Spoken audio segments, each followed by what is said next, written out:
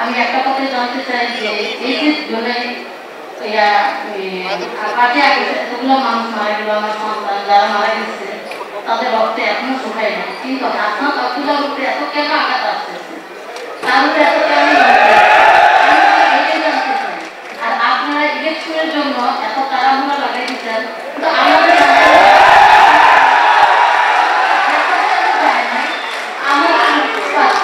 কিন্তু আমাদের কান্নাকাটি করে বাবার জন্য তাদের এত শুকায় না, তাহলে তারা আপনারা কেন একটা ইলেকশন লাগাই দিচ্ছেন?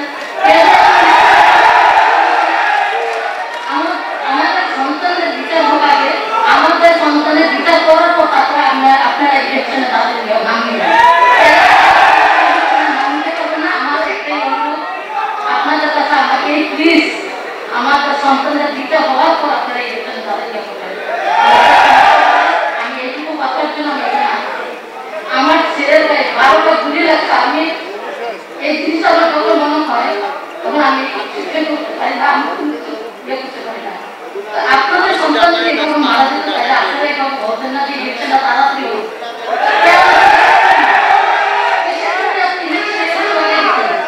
আমাদের